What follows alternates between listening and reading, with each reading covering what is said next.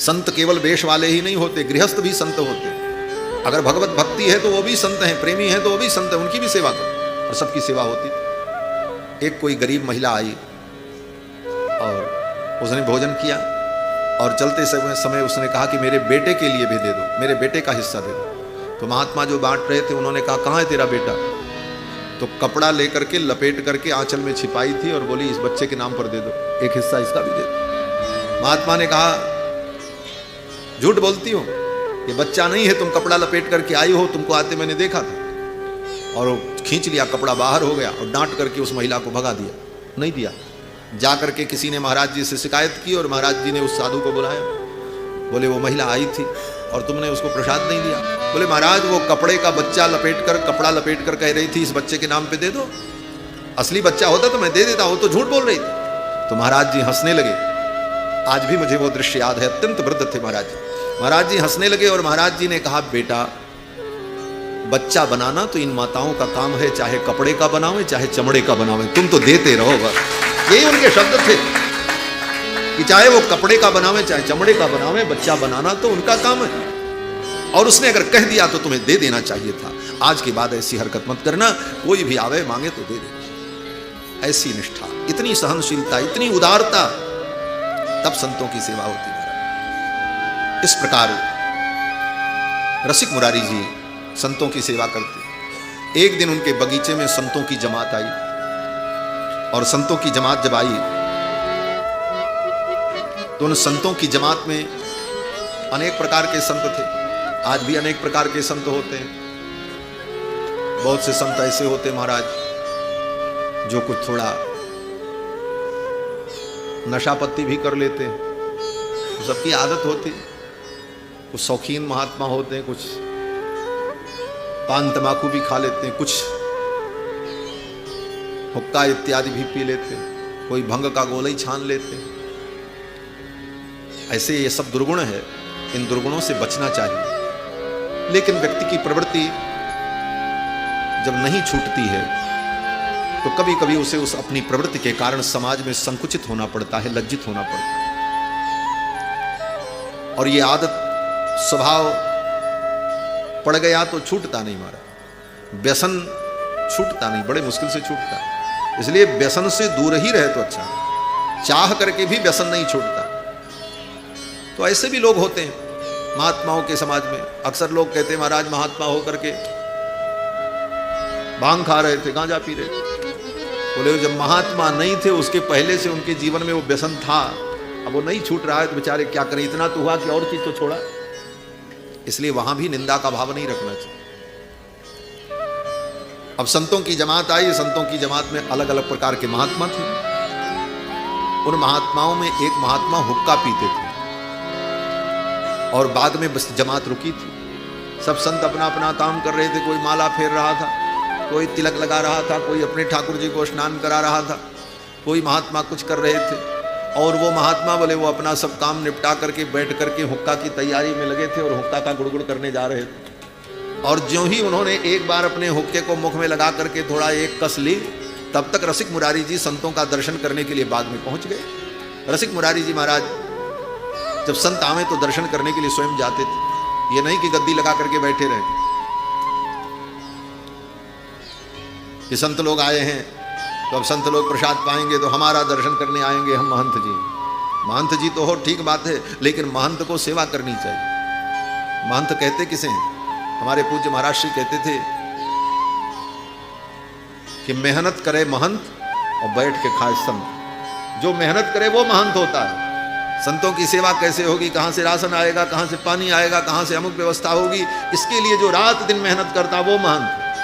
और जो बैठ करके प्रसाद पावे और माला जपे वो संत। तो संत की सेवा के लिए महंत बना जाता है, सुख भोगने के लिए महंत नहीं बना जाता। महंत बन करके हम संतों की सेवा करेंगे, संतों की सेवा की हम व्यवस्था करेंगे। क्यों बोले संतों की सेवा कहाँ होगी? संत आ गए तीर्थ में तो उनको कौन खिलाएगा? तो महात्मा लोग मठ बनाते, मंदिर बनाते और संतों की सेवा का व्यवस्था करते। तो महंत का मतलब मेहनत करे महंत, बैठ के खाए संत। और इस सेवा के लिए बहुत धैर्य की जरूरत पड़ती है, बहुत धैर्य। कहीं भी थोड़ी महंती का भाव आ गया कि हम महंत जी हैं और किसी संत का आपने अनादर कर दिया तो आपकी सेवा बिगड़ जाएगी। इसीलिए महंत होना भी बहुत सरल नहीं है। और जो महंत होकर महंत की गरिमा, स्थानाधिपति की गरिमा और भाव को नहीं समझते, ऐसे महंत मरने के बाद कुत्ता बनते हैं। जो वाल्मीकि रामायण में कथा है प्रक्षिप्त भाग में, उसको प्रक्षिप्त भी कुछ लोग कहते हैं, कुछ लोग वाल्मीकि का अंश मानते हैं, रामायण का अंश। उस विवाद में मैं नहीं जाना चाहता, लेकिन कथा बड़ी प्रेरणाप्रद है। एक कुत्ता को एक महात्मा ने एक लाठी मार दी, उसका सिर फूट गया। वो रोता हुआ राम जी के दरबार में पहुंचा। तो राम जी ने पूछा क्या हुआ? बोले इन महात्मा ने एक डंडा मारा, मेरा सिर फूट गया। तो महाराज राम जी ने कहा क्या दंड इनको दें? तुम ही बताओ, जो कहो मैं इनको दंड दे दूं इन महात्मा को, इन्होंने एक डंडा तुम्हें मारा। तो उस कुत्ते ने कहा महाराज इनको कालंजर मठ का महंत बना दो। क्या करो? बोले कालंजर मठ का, कालंजर में बहुत बड़ा मठ है, वहां का महंत बना दो इसको। लोगों ने कहा ये कौन सा दंड है? तो पुरस्कार हो गया, इतने बड़े मठ का महंत बनेगा, राज भोगेगा। तो उस कुत्ते ने कहा महाराज मैं भी उसी मठ का महंत था पहले, और संत सेवा छोड़कर, साधु की सेवा छोड़कर, भगवत सेवा छोड़कर के केवल ऐश्वर्य और सुख भोगने में लगा रहा। उसका परिणाम हुआ कि मरने के बाद मुझे कुत्ता बनना पड़ा। तो ये भी वहां महंत बनेगा तो इसकी भी बुद्धि खराब होगी, और बुद्धि खराब होगी तो फिर ये भी कुत्ता बनेगा, तब कोई साधु इसकी खोपड़ी फोड़ेगा, तब दंड बराबर होगा। और राम जी ने न्याय किया, उस महंत को, उस सन्यासी को कालंजर मठ का महंत बना दिया। तो महाराज स्थानाधिपति के पद पर बैठने के बाद अगर उसकी गरिमा, संतों की सेवा और सदाचार से विमुख हो गए तो मरने के बाद कुत्ता ही बनना पड़ेगा। और कैसा कुत्ता? बोले उसी नगर का कुत्ता। हाँ, ये भी नहीं कि बाहर कुत्ता बनोगे, वहीं आसपास। हमारी अयोध्या में कभी कभी आओ, अयोध्या वृंदावन में, इन तीर्थों में भी आप जाओ तो देखो, जब शाम को आरती होने लगती है ना भगवान की, घंटा घरियारी बजने लगता तो 2-4 कुत्ते मोहल्ले में रोने लगते हैं। कभी बात करना, हमने कई बार देखा, कुत्ते रोते हैं, इधर घंटा बजता रहता, आरती होती रहती है, ओ करते रहते। तो एक बार मैंने अपने स्वामी जी से पूछा, स्वामी जी जब आरती होती थी कुत्ते रोते क्यों? तो स्वामी जी हंसने लगे, बोले सब पहले महंत थे, सब महंत थे और कुत्ता बने। अब भगवान से रो करके प्रार्थना करते हैं, प्रभु गलती तो हो गई, अब आपकी आरती हो रही, कृपा करो, हमारा भी दुख दूर हो, हमें भी स्वीकार करो। इसीलिए रो करके भगवान से प्रार्थना करते हैं। तो संत की सेवा में महंत को बहुत सावधान रहना चाहिए। अगर कोई अपराध बन गया तो वह कल्याणप्रद नहीं होगा। एक घटना मैंने देखी है, नाम नहीं लूंगा और उस स्थान का भी मैं नाम नहीं लूंगा, लेकिन केवल प्रेरणा के लिए कह रहा हूं। एक बहुत अच्छे महंत जी थे, उनके यहां कोई ब्राह्मण आए, बड़े विद्वान ब्राह्मण थे,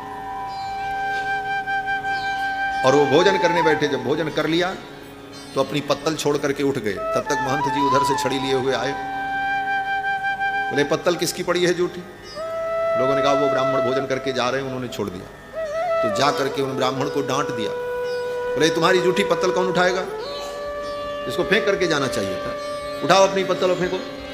बड़े रोब में बोल तो दिया, लेकिन वो ब्राह्मण तपस्वी थे, उनको दुख लग गया। जाते जाते उन्होंने कहा बहुत बड़े महंत हो, क्या साधु की सेवा करो,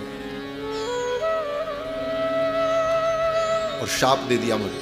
महाराज कह दिया जाओ तुम्हें सफेद रोग हो जाए।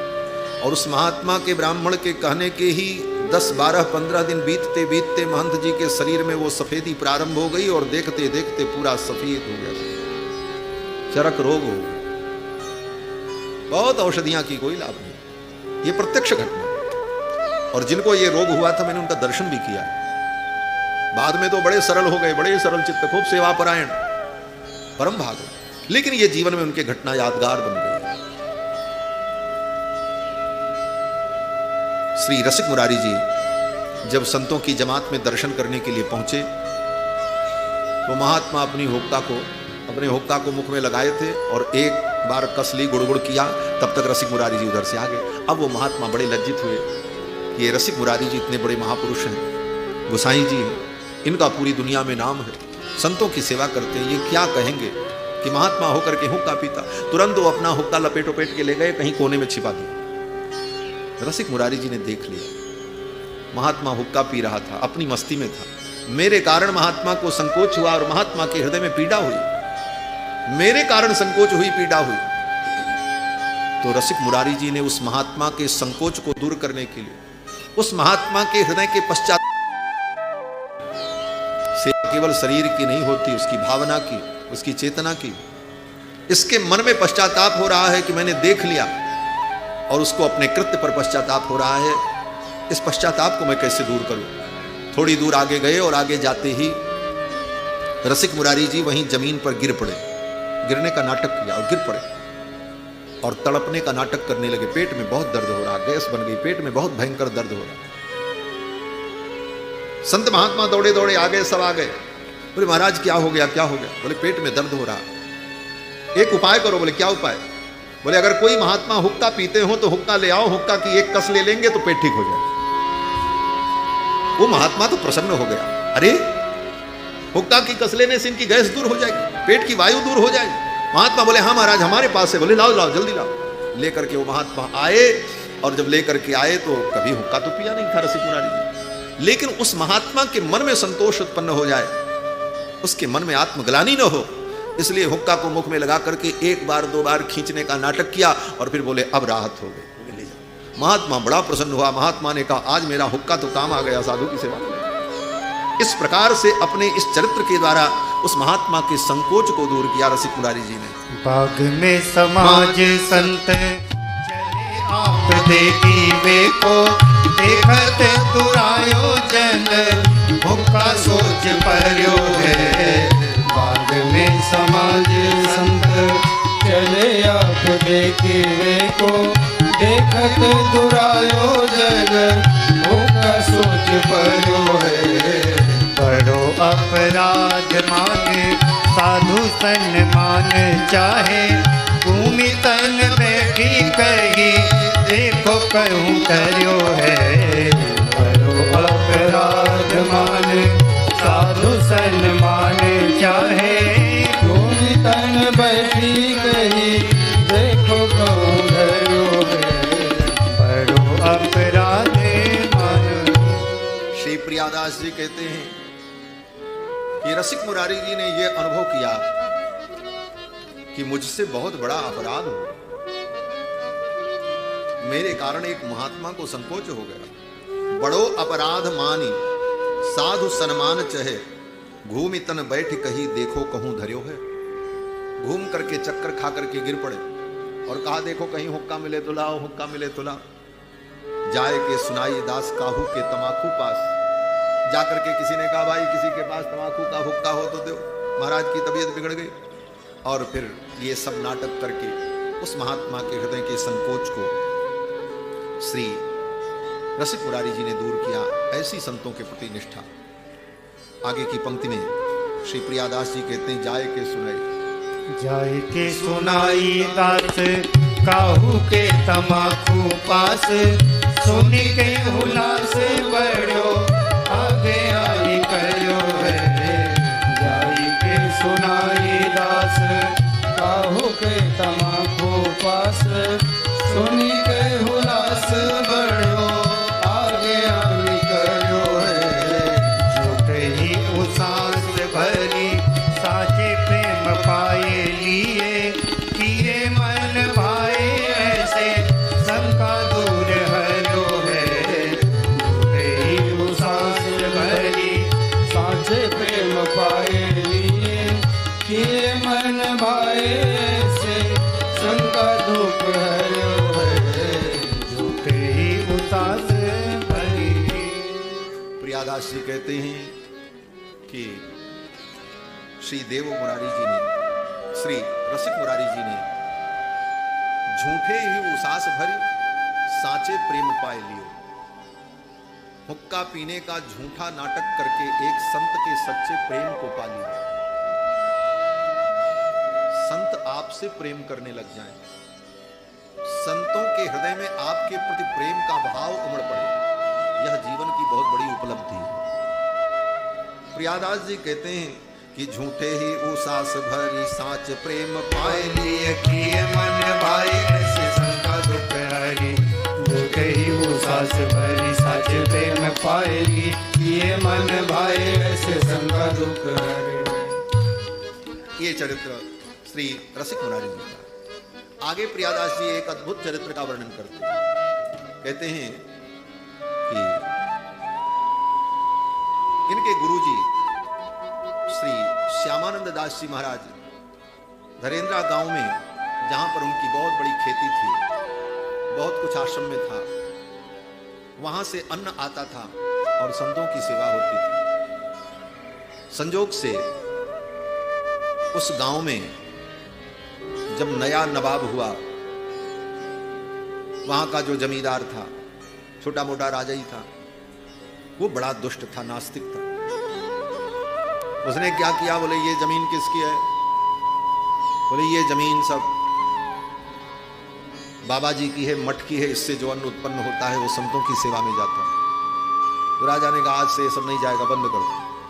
जमीन को राजा ने छीन लिया, मठ की जमीन, जिस जमीन से उपज होती थी और मठ की सेवा होती थी। इनके गुरुजी जो थे रसिक मुरारी जी के श्री श्यामानंद दास जी महाराज, बड़े सरल सीधे साधे, किशोरी जी की साक्षात कृपा उन पर भई थी। राधा रानी ने अपने नूपुर के चिन्ह दिए थे। वो तो संसार से वैराग्य संपन्न हो चुके थे, ज्यादा इन चीजों में रुचि नहीं थी। लेकिन भगवान की संपत्ति जा रही है, इसे बचाना चाहिए। ठाकुर जी की खेती है, इस खेती से अन्न आएगा तो भगवदीय जन जो संत हैं उनकी सेवा चलती रहेगी, नहीं तो सेवा बंद हो जाएगी, तो संतों का आना भी बंद हो जाएगा। राजा बड़ा दुष्ट था, तो इनके गुरुजी ने सोचा अब क्या करें, इस जमीन को छुड़ाना बहुत जरूरी है और मेरे बश की बात नहीं। तो इनके गुरुजी ने रसिक मुरारी जी को पत्र लिखा। श्री श्यामानंद जी ने अपने शिष्य रसिक मुरारी जी को पत्र लिखा, बोले तुम जैसी दशा में हो उसी दशा में जल्दी से जल्दी चले आओ।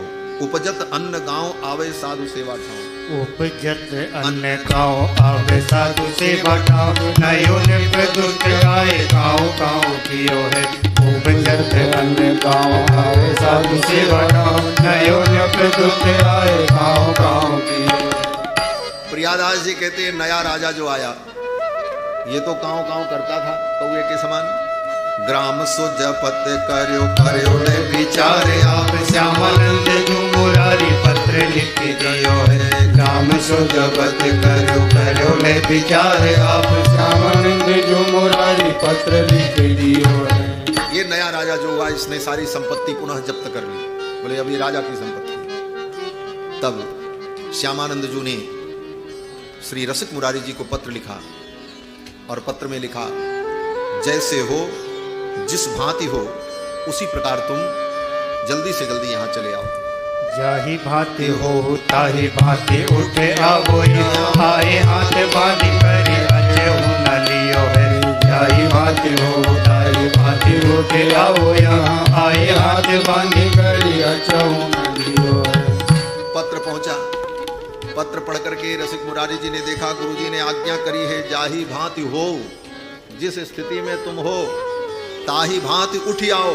वहीं से उठ करके चले आओ तुरंत। भोजन कर रहे थे, हाथ में जूठा लगा था और वैसे ही उठे और चल पड़े। आए, अचहू न कियो है, आचमन भी नहीं किया, हाथ भी नहीं धोए।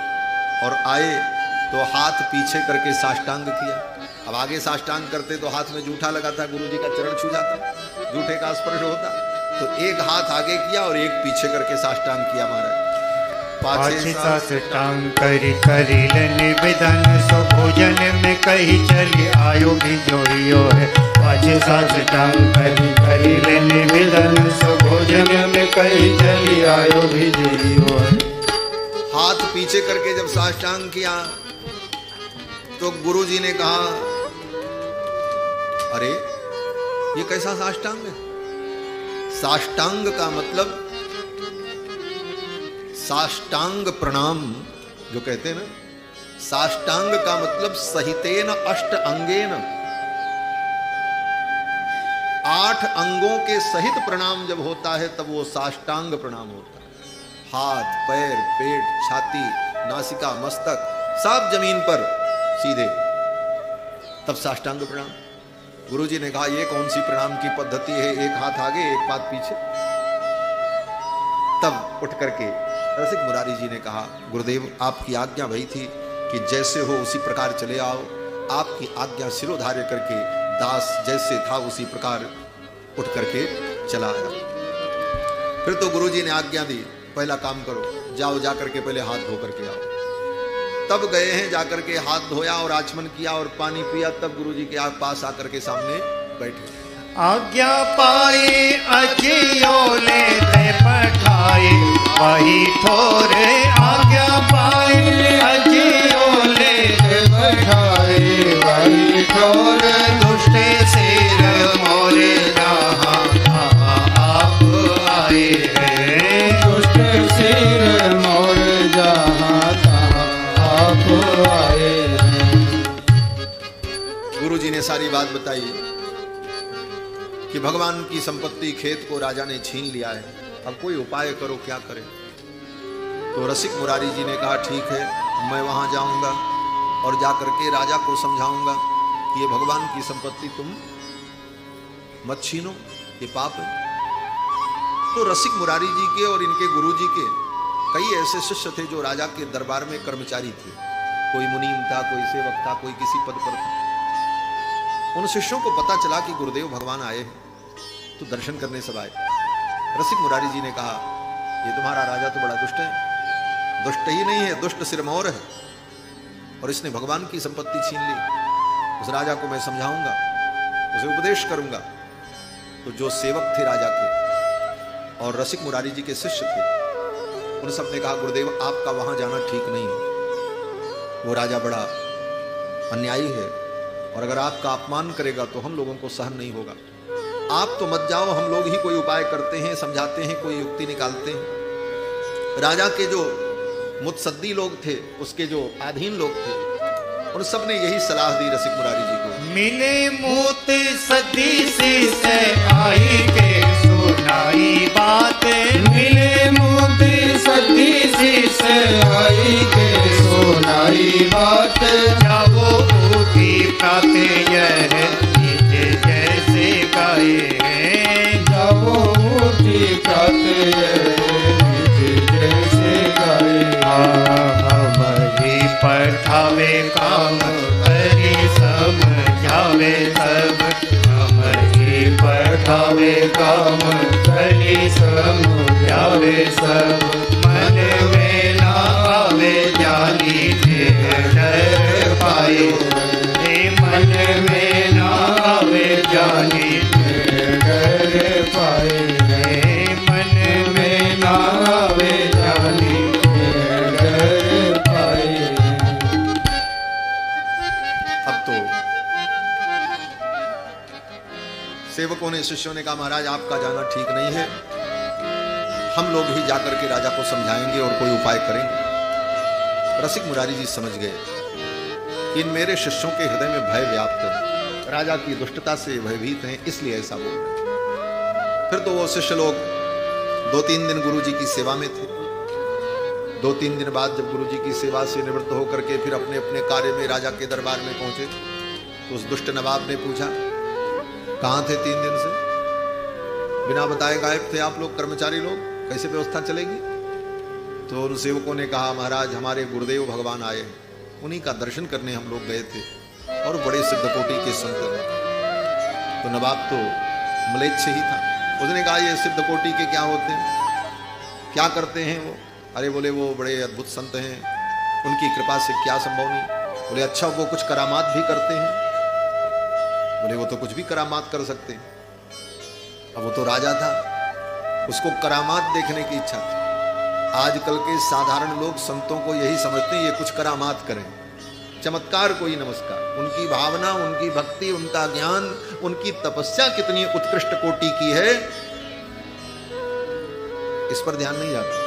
ये कितने चमत्कारी हैं, कितने चटकदारी हैं, कितने बड़े प्रभावशाली हैं, यही उनके लिए महत्वपूर्ण होता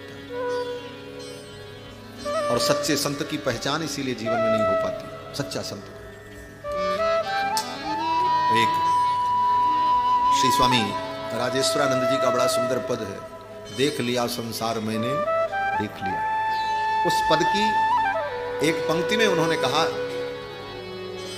कि सच्चे साधु की पहचान नहीं होती और सच्चे साधु को कोई देखना नहीं चाहता, और जो बनावटी हैं बोले उनके दरवाजे पर जाकर के लोग टकटकी लगाए रहते हैं, हो जाए दीदार, एक बार उनको देखने को मिल जाए, उनको देख भर लें, इसकी आशा लगे। यही संसार का ज्ञान। बंधुओं, श्री रसिक मुरारी जी को देखकर, उनकी महिमा को सुनकर नवाब ने कहा अगर वो कोई चमत्कार करते हो तो उनको बुलाओ, हम भी उनका चमत्कार देखेंगे और उनको मेरे घर लेकर के आओ, कोई करामात दिखावें। तो आकर के उन सेवकों ने रसिक मुरारी जी से कहा कि भाई राजा ने ऐसा कहा है, सुन आए गुरुवर कही लायो मेरे घर देखो। नारायण। सुनी आए गुरुवर कही लाओ मेरे घर, सुनी आए गुरुवर कही लाओ मेरे घर, देखो करामात बात पहले सुनाई है, देखो करामात बात पहले सुनाई, हाँ देखो करामात बात पहले सुनाई। राजा ने कहा उनको बुलाओ अपने गुरु को, हम कोई करामात उनकी देखें। शिष्यों ने आकर के कहा महाराज राजा ने आपको बुलाया है और वो कहता है कि कोई करामात दिखाओ। तो रसिक मुरारी जी ने कहा ठीक है चलो हम चलते हैं। रसिक मुरारी जी चल पड़े।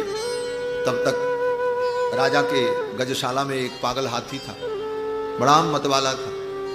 उस हाथी को छोड़ दिया और वो हाथी सड़क पर उत्पात मचाने लगा महाराज, और जिस मार्ग से आ रहे थे रसिक मुरारी जी उसी मार्ग पर हाथी को छुड़वा दिया। जैसे कंस ने भगवान श्री कृष्ण के विरुद्ध कुवलया पीड़ को मदिरा पिला करके द्वार पर खड़ा कर दिया था, उसी प्रकार वो मत्त गजराज सड़क पर उत्पात मचाने लगा, किसी की दुकान गिरा दे, किसी का सामान गिरा दे, लोग भागने लगे, भगदड़ मच गई महाराज। कहो आनी अभू जीवो, कहो आनी अभू जाओ चलो उन माने देखे, कहो आनी अभू जाओ चलो उन माने देखे, चले सुख मानी आयो हाथी धूम छाई है, चले सुख मानी आयो हाथी धूम छाई है, छोड़ी के कहारे भाजी गए ना निहारे सके, छोड़ी के कार भाजी गए ना निहारी सके, आप रस सारे पानी भूले जैसी गाई है, आप रस सारे पानी भूले जैसी गाई है। ये अहंकारी और अभिमानी व्यक्ति बड़े ही चतुर और बड़े ही धूर्त होते। इनकी विनम्रता में भी बड़ी कुटिलता छिपी रहती। राजा ने, नवाब ने दिखाने के लिए सम्मान में पालकी भेजी, बोले मेरी पालकी लेकर के जाओ और महाराज को लाओ, जिससे महाराज को यह ना लगे कि राजा ने मेरा सम्मान नहीं किया, मेरे लिए पालकी भेजी। उधर तो पालकी भेज रहा, और दूसरी बदमाशी क्या, बोले इधर से हाथी तैयार कर दिया कि हाथी उनको मारेगा, उत्पात मचाएगा। अब कहार लोग पालकी लेकर के जब आए, वो हाथी उत्पात मचा रहा था, कहारों ने पालकी बीच सड़क पे रखी, वो तो अपनी जान लेकर के भाग गए। छोड़ के कहार भाज गए न निहार सके। किसी को पालकी में बैठा करके आदर पूर्वक मंगवाओ और फिर बीच सड़क पे उसको उतरवा दो, इससे बड़ा अपमान और क्या हो सकता है। ये उसकी कूटनीति। लेकिन महात्मा तो मान सम्मान दोनों से परे हो, सममान निरादर आदर ही सब संत सुखी। वो हाथी उधर से दौड़ता हुआ आ रहा। महाराज श्री पालकी से बाहर निकले, उस हाथी को देखा और बड़े ही प्रेम भरे शब्दों में कहा, हरे कृष्ण कृष्ण कृष्ण हरे हरे, हरे राम राम राम हरे। इस महामंत्र को सुनाया और कहा, गजराज तुम ऐसे कुल में उत्पन्न हुए हो जिस कुल में गजेंद्र उत्पन्न हुआ था, जिसने भगवान हरि की स्तुति की और जिसके लिए भगवान वैकुंठ छोड़ करके आए और उस गजराज का भगवान ने उद्धार किया, उसे वैकुंठ लेकर के गए। आज भी बड़े बड़े ज्ञानी गजराज की उस स्तुति को, गजेंद्र मोक्ष स्तुति को गाते हैं। ऐसे पवित्र कुल में तुम्हारा जन्म हुआ, गज के कुल में, और तुम इस कुल में उत्पन्न होकर ऐसे घृणित कार्य कर रहे हो, लोगों को दुख दे रहे हो। अपनी बुद्धि को शुद्ध करो, भगवान का भजन करो। यह कहते हुए हरे कृष्ण हरे कृष्ण ऐसा कहा रसिक मुरारी जी ने। इतना सुनते ही उसकी बुद्धि शुद्ध हो गई, हाथी शांत हो गया हमारा। प्रियादास जी कहते हैं, बोलो हरे कृष्ण कृष्ण छाड़ो गज तम तन, सनी गयो ही है भाव देह सो नवाई है। बोलो हरे कृष्ण कृष्ण छाड़ो गज तम तन, सनी गयो ही है भाव देह सो नवाई है। बोलो हरे कृष्ण कृष्ण। रसिक मुरारी जी ने कहा हरे कृष्ण ऐसा बोलो, उपदेश किया।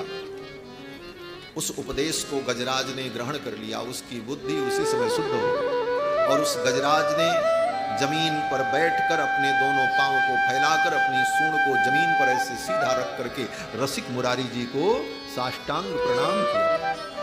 प्रियादास जी कहते हैं, भाव देह सो नवाई है।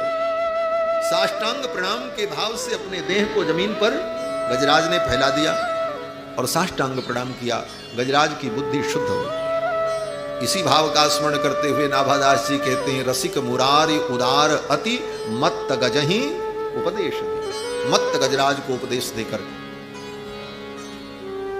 उसकी बुद्धि को शुद्ध कर दिया और फिर उस गजराज के मस्तक पर चंदन लगा दिया, तिलक लगा दिया, मंत्र दीक्षा दे दी। उस गजराज को भगवान का नाम सुना दिया और गले में कंठी पहना दी, तुलसी की माला।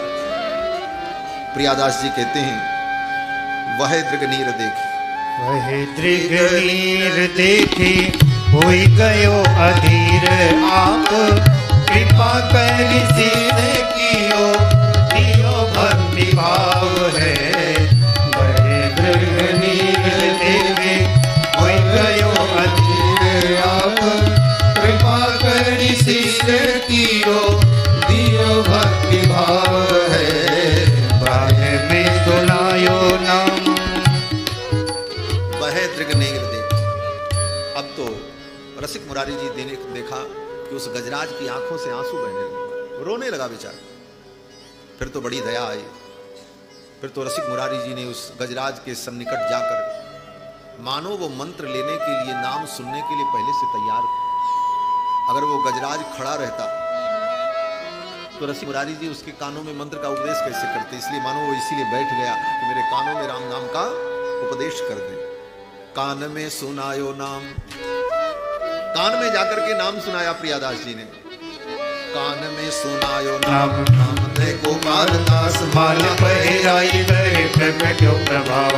कान में सुनायो नाम, नाम दे गोपाल दास, माल पहिराई करे प्रकटो प्रभाव। जाकर के कान में राम नाम सुना दिया। बोले कहा राम राम करो बस। बोले राम राम, बोले सबसे बड़ा मंत्र है। दुनिया में जितने मंत्र हैं वो सब मंत्र हैं और भगवान का ये राम नाम, बोले ये महामंत्र है। इसीलिए गोस्वामी जी कहते हैं, महामंत्र जोई जपते महेशो, महामंत्र जोई जपते महेशो। काशी मोती है तो परदेशो, काशी मोती है तो परदेशो। ये भगवान का नाम महामंत्र, महामंत्र सुना दिया। कान में सुनायो नाम, और नाम दे गोपाल दास। दीक्षा की यही विधि है ना, जब दीक्षा होती है तो गुरु के द्वारा शिष्य का नामकरण किया जाता है। 5 संस्कार होते हैं, तापः, पुंड्रम तथा नाम, मंत्रो यागश्च पंचमः। अमीहि पंच संस्काराः परमई कांति हेतवे। दीक्षा देते समय ये 5 संस्कार होते हैं। ताप संस्कार, ताप संस्कार के द्वारा भगवान के शंख चक्र की मुद्राएं भुजाओं पर अंकित होती हैं, और ताप न हो तो शीतल शंख चक्र की भुजाएं अंकित की जाती हैं। और मस्तक पर ऊर्ध्वपुंड, कान में मंत्र और नामकरण और शरणागति। तो गुरु जी ने नामकरण कर दिया। क्या नामकरण किया? बोले नामदय गोपाल दास। नाम रख दिया गोपाल दास। आज से तुम्हारा नाम गोपाल दास। तो कौन गोपाल दास? साधु के जमात में बहुत से गोपाल दास और गोविंद दास रहते हैं। साधु के तो नाम गोविंद दास, गोपाल दास यही सब होते हैं। तो साधु के जमात में अनेक गोपाल दास, गोविंद दास। तो कैसे समझ में आवे कौन गोपाल दास? तो विशेषण लगा दिया, गज गोपाल दास। उनका नाम क्या हुआ? गज गोपाल दास। बोले मंत्र तो दे दिया, आप गले में तुलसी की माला पहना दे, कंठी पहना दे। अब हाथी के गले के नाप की कंठी कहाँ मिलेगी? किस बाजार में मिलेगी? सोचो। मनुष्य के गले के नाप की कंठी तो मिल जाए, हाथी का गला इतना बड़ा, उतनी बड़ी कंठी कहाँ मिले? तो रसिक मुरारी जी ने सोचा अब इतनी बड़ी कंठी कहाँ मिलेगी? जो हजारा माला थी जपने वाली, 1000 दाने की माला, उसको हजारा माला बोलते हैं। संत लोग अपने पास रखते हैं भजन के लिए, हजारा माला से नाम जपते हैं। तो एक माला जो होती है, ऐसी ऐसी 10 मालाओं को मिलाकर के एक माला बना दी जाती है। उसमें 1000 मणिकाएं होती हैं, और उसी हजारा माला से राम नाम का जप करते हैं संत लोग। वो हजारा माला बहुत बड़ी होती है। रसिक मुरारी ने सोचा इसी हजारा माला को ही इसके गले में कंठी के रूप में बांध। उसी हजारा माला को ही गले में लपेट करके हाथी को, गजराज को कंठी पहना दिया महाराज। माल पहराई कर प्रगटो प्रभाव है, माल पहराई कर प्रगटो प्रभाव है। अब तो महाराज इतने लाखों राम नाम जप जिस माला पर हुआ था, लाख कौन कहे? करोड़। करोड़ तो 100 दिन में ही हो जाता।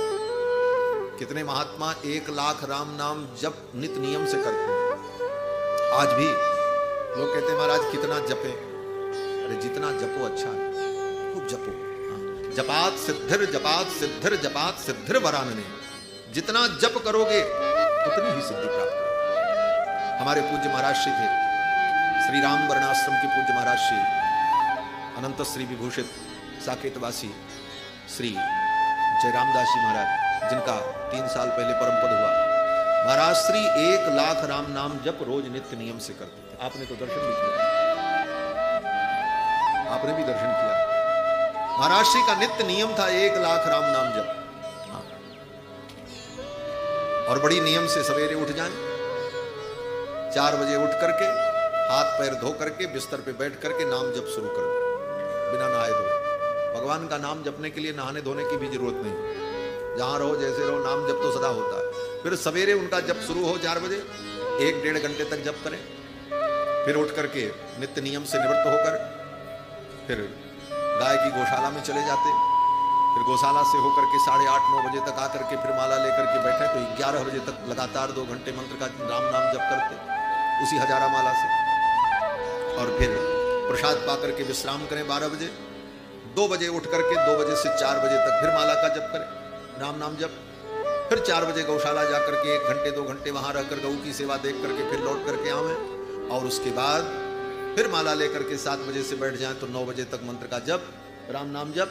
और फिर प्रसाद पा करके 10 बजे सो जाएं। और 10 बजे तक अगर प्रसाद नहीं मिला तो अपने कमरे का दरवाजा बंद करके लाइट ऑफ करके सवेरे फिर किसी की खैर नहीं होती थी।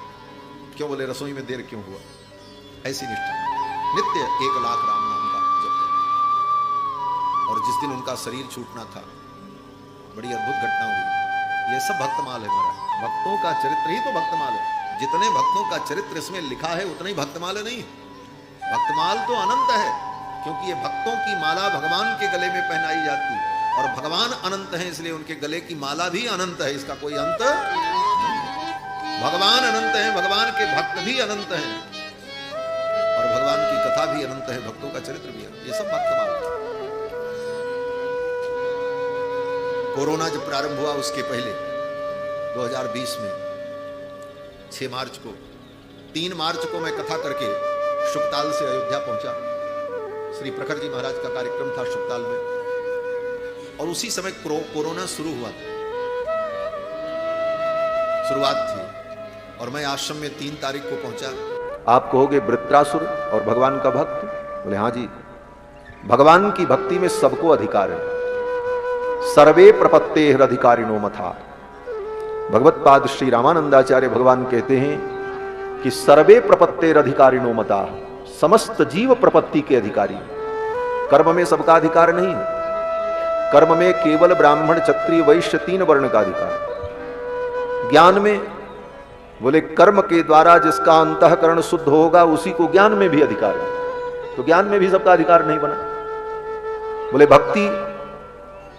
भक्ति में सबका अधिकार है। भक्ति कोई भी करे, सबके लिए भक्ति है। पशु पक्षी देवता भी भगवान की भक्ति करें तो उनका कल्याण हो। देवता कर्म के अधिकारी नहीं होते, देवता श्रेष्ठ होते हैं, उनकी पूजा होती है, लेकिन देवता को कर्म का अधिकार नहीं होता।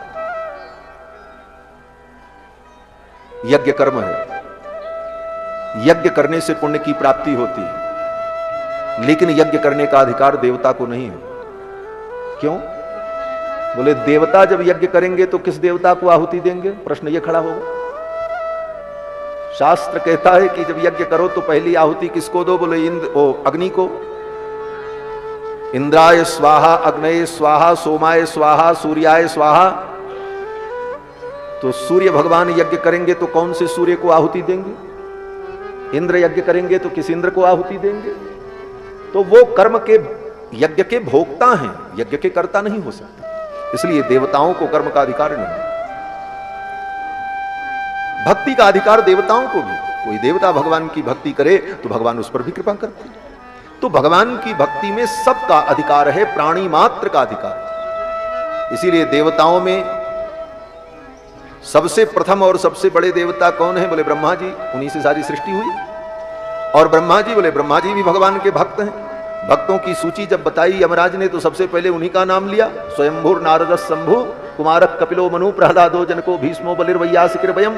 तो भक्ति में मनुष्य का, पशु पक्षी का, देवता का, राक्षस का, सबका अधिकार है, क्योंकि सब तो जीव हैं और सब भगवान के ही हैं। इसलिए भगवान की भक्ति में समस्त प्राणियों का अधिकार है, प्रपत्ति में भी समस्त प्राणियों का अधिकार है।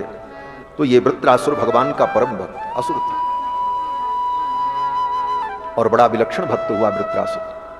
वृत्रासुर भक्त के चरित्र से निष्काम भक्ति की शिक्षा प्राप्त होती है। भक्ति कैसे करनी चाहिए? भूमिका यह है कि एक बार इंद्र की सभा लगी थी। देवगुरु बृहस्पति आए। देवगुरु बृहस्पति के आने पर मर्यादा तो यह थी कि इंद्र को उठ करके खड़े हो जाना चाहिए था। कोई श्रेष्ठ जन आए, गुरु आए, आचार्य आए तो उठ करके खड़े हो जाना चाहिए। इसको कहते हैं अभ्युत्थान। अभ्युत्थान करना चाहिए, लेकिन अभिमान के कारण इंद्र अपने आसन से नहीं उठे, बैठे रहे। देवगुरु बृहस्पति को दुख हुआ, ये अशिष्ट है इंद्र, इतनी मर्यादा का इसे बोध नहीं। ऐसे व्यक्ति के पास बैठना, ऐसी सभा में बैठना ठीक नहीं। यह सोचकर देवगुरु बृहस्पति देवताओं की सभा को छोड़ करके चले गए। जब गुरुजी चले गए, बहुत ढूंढा गुरुजी को इंद्र ने, लेकिन गुरुजी मिले नहीं, कहीं छिप गए। ये रहस्य दैत्यों को पता चल गया कि इस समय देवताओं के गुरुजी नाराज चल रहे हैं। जाकर के अपने गुरुजी से बताया, शुक्राचार्य से। शुक्राचार्य जी ने कहा बहुत अच्छा मौका है, इसी समय स्वर्ग पे आक्रमण कर दो। गुरु की कृपा नहीं है इसलिए देवता पराजित हो जाएंगे, तुम्हारी विजय होगी। क्यों? बोले गुरु मेहरबान तो चेला पहलवान। गुरु की मेहरबानी हो तो चेला पहलवान, और गुरु की मेहरबानी नहीं तो सब बेकार। तो दैत्यों की एक विशेषता है, दैत्य असुर इनके अंदर तमोगुण होता है, लेकिन एक विशेषता इनकी बड़ी विलक्षण है। बोले क्या? बोले ये बहुत बड़े गुरु भक्त होते हैं। दैत्यों के अंदर, असुरों के अंदर जैसी गुरु भक्ति है वैसी गुरु भक्ति देवताओं में नहीं होती। और देवताओं की विशेषता क्या है? बोले देवताओं की विशेषता यह है कि ये भगवान के भक्त होते हैं, गुरु के भी भक्त होते हैं, लेकिन भगवान के चरणों में इन्हें भरोसा होता है। और दोनों की अपनी अपनी विशेषता है। अगर देवता गोविंद के भक्त हैं तो दैत्य गुरु के भक्त हैं, और गुरु गोविंद, इन्हीं की कृपा से तो सब कल्याण होता है।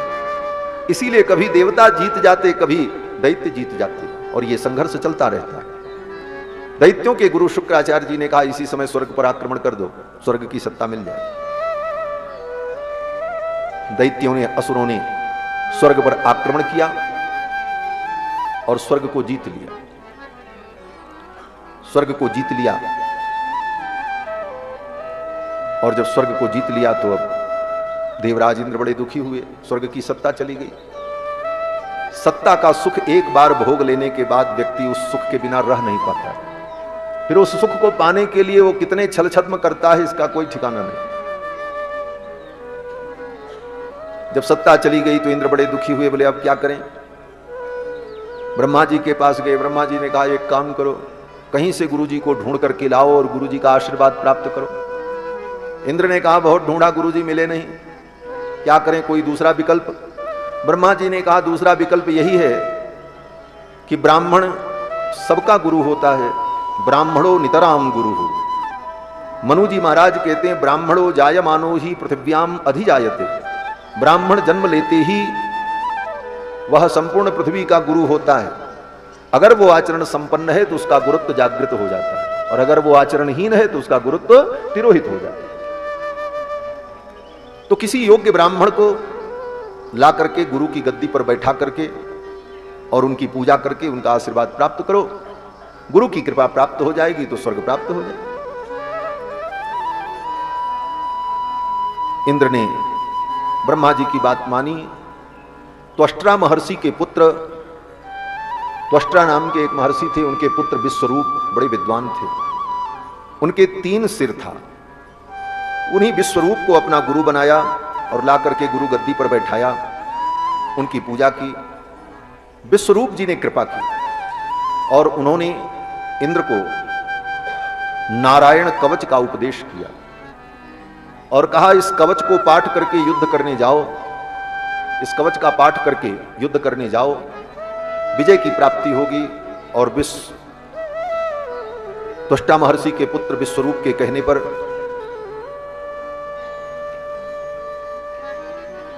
नारायण कवच का अनुष्ठान करके इंद्र युद्ध करने गए, विजय प्राप्त हुई, स्वर्ग की सत्ता मिल गई, गुरु की कृपा हो गई, देवता पर दैत्य पराजित हो गए।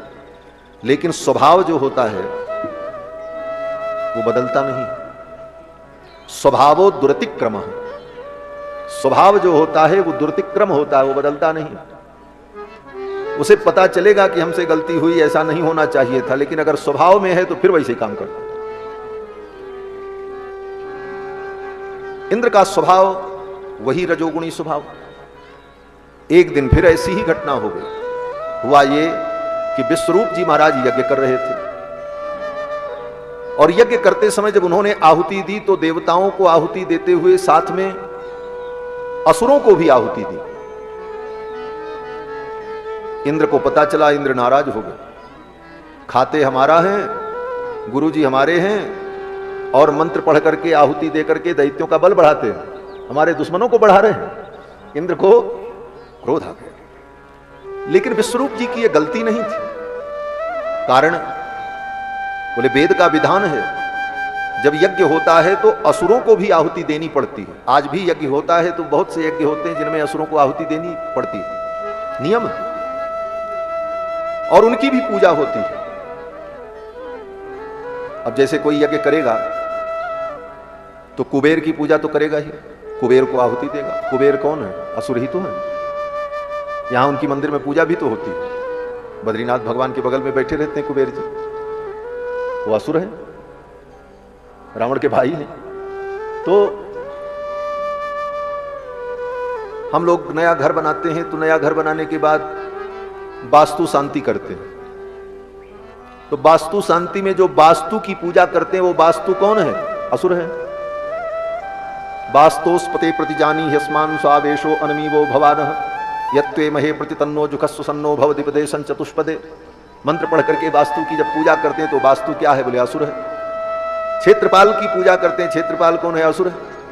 और तो और प्रतिवर्ष नवरात्रि में अपने अपने घर में जब कलश की स्थापना करते हैं, सबके घर में कलश स्थापन होता है, और किसी पूजा के अवसर पर कलश स्थापन होता है तो उस कलश में किस देवता की पूजा करते हैं? सबसे पहले वरुण की पूजा करते हैं। तत्वाजामि ब्रह्मणा बंदमानस तदा शास्त्रे जाय मानो हविर्भिः अहेड मानो वरुणेह बोद्धुरुषगुं समान आयु प्रमोखी। वरुणाय नमः वरुणम् आवाहयामि स्थापयामि अस्मिन् कल से, यही तो कहते हैं। तो वो वरुण कौन है? बोले असुर है, और सबके यहां पूजा होती। तो ये असुर होने का मतलब ये नहीं है कि वो निंदनीय है और गर्हित है। असुर भी एक उपदेव जाति है। जैसे मनुष्यों में अनेक प्रकार की जाति है, ब्राह्मण, क्षत्रिय, वैश्य, स्वर्णकार, अनेक अनेक जातियां हैं, उसी प्रकार देवताओं में भी अनेक जाति है। आदित्य हैं, असुर हैं, राक्षस हैं, यक्ष हैं, किन्नर हैं, गंधर्व हैं, किम पुरुष हैं, ये सब देवताओं की ही जातियां हैं। और तत्त जातियों में विद्यमान जो देवता हैं उनका भी समय समय पर पूजन होता है, उनको भी आहुति दी जाती है, उनका भी समादर किया जाता है। वेद में मंत्र आया रक्षसाम भागोसी, ये राक्षसों का भाग उनको दिया जा रहा है।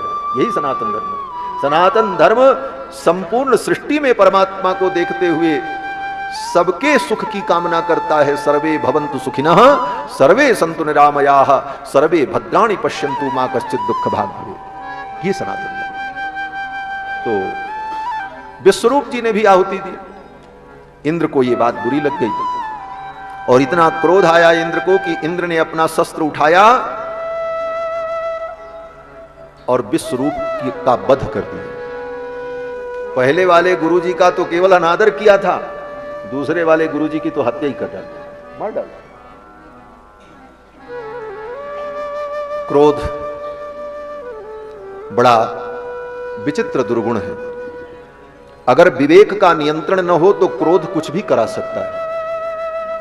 क्या करा सकता है? बोले गुरु की हत्या भी करा सकता है। यही उदाहरण है उसका। श्रीमद् वाल्मीकि रामायण में यह वचन श्री हनुमान जी ने कहा है। जब हनुमान जी लंका में गए, श्री सीता जी का दर्शन किया, सब कुछ देखा, फिर अशोक वाटिका उजाड़ी, और जब असुर पकड़ करके ले गए, पूंछ में आग लगा दी, तो हनुमान जी ने पूरी लंका जला दी। जब पूरी लंका जल गई तब हनुमान जी एक किनारे जाकर बैठकर अपने दोनों हाथों को ऐसे रखकर सोचने लगे। ऐसा ही दृश्य था। हनुमान जी चिंतित हो गए, ये मैंने क्या किया?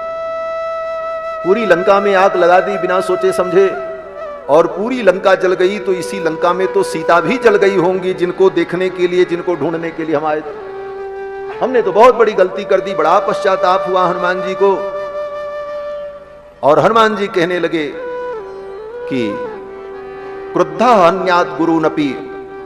हनुमान जी ने स्वयं कहा इस बात को कि क्रुद्ध हन्यात् गुरुनपि, क्रोध में व्यक्ति अपने गुरु को भी मार सकता है। आज हमने आग लगाई और इस लंका में सीता भी जल गई होंगी, अब मैं क्या करूं? बड़ा पश्चाताप हुआ हनुमान जी को। लेकिन अगले ही क्षण उनके मन में विचार आया, नहीं नहीं, जिस अग्नि से लंका जली वो अग्नि मेरी पूंछ में लगी और मेरी पूंछ के एक बाल नहीं जले तो सीता कैसे जल सकती हैं? सीता तो परम सती हैं, रघुनाथ जी की कृपा से वो सुरक्षित होंगी। ये हनुमान जी ने जब विचार किया तब मन में संतोष आया। वहां पर हनुमान जी ने यही कहा है कि क्रुद्ध हन्यात् गुरुनपि, क्रोधी व्यक्ति तो अपने गुरु को भी मार सकता है। और उसका उदाहरण ये कथा है। इंद्र ने अपने गुरु जी को मार डाला, विश्वरूप। जब उनके सिर को काट दिया तो उनके सिर से 3 पक्षी उत्पन्न हुए। उनके जो 3 सिर थे उससे 3 पक्षी उत्पन्न हुए। एक सिर से कपिंजल नाम का पक्षी उत्पन्न हुआ। कपिंजल माने कबूतर, कबूतर को कपिंजल कहा जाता है। दूसरा सिर जो था उससे कलविंक नाम का पक्षी उत्पन्न हुआ, जिसको हिंदी भाषा में चटका कहते हैं। चटका ब्रूते चू चू चू, वो चटका पक्षी जो होता है जो चू चू करती, जिसको गौरैया कहते हैं, तो ये पक्षी उत्पन्न हुआ। और तीसरा सिर जो था उससे तित्तिर नाम का पक्षी उत्पन्न हुआ। पक्षी को इसीलिए द्विज कहा जाता है, क्योंकि विश्वरूप द्विज थे और उन्हीं के सिर से इन तीनों पक्षियों की उत्पत्ति हुई। पक्षी को भी द्विज कहा जाता है। और विश्वरूप जी महाराज बड़े विलक्षण थे महाराज। उनके 3 सिर थे, तीनों सिर से अलग अलग वस्तु का सेवन करते थे। सोमपीठम सुरापीठम अन्नादमिति सुश्रुमा। एक मुख से वो सोमरस का पान करते थे और एक मुख से वो मधु का पान करते थे और एक मुख से अन्न ग्रहण करते थे। 3 सिर उनके थे। वो तीनों सिर 3 पक्षियों के रूप में हो गए। इंद्र को ब्रह्म हत्या लग गई। ब्राह्मण का वध किया तो ब्रह्म हत्या लगी। ब्रह्म हत्या बड़ा भारी पाप है। उस ब्रह्म हत्या के पाप से इंद्र का पूरा शरीर काला पड़ गया। अब इस ब्रह्म हत्या से मुक्ति कैसे मिले? तो इंद्र ने अपनी ब्रह्म हत्या का 4 भाग किया और अपनी प्रजा में बांट दिया। ब्रह्म हत्या का 4 भाग करके 25% ब्रह्म हत्या पृथ्वी को दे दी। पृथ्वी में वो ब्रह्म हत्या ऊसर भूमि के रूप में दिखाई पड़ती, जो बंजर भूमि होती। ब्रह्म हत्या का 1 भाग इंद्र ने 25% भाग जल को दे दिया। जल में वो ब्रह्म हत्या बुदबुद और फेन के रूप में दिखाई पड़ती। जिस जल में बुदबुदे उठते हो, फेन उठता हो, वो इंद्र की ब्रह्म हत्या का 1/4 है, 1/4। इंद्र ने अपनी ब्रह्म हत्या का एक हिस्सा वृक्षों को दे दिया। वृक्षों में वो ब्रह्म हत्या गोंद के रूप में दिखाई पड़ती है, वृक्ष निर्यास जिसे कहते हैं। इसीलिए गोंद खाना निषेध किया गया है शास्त्र में।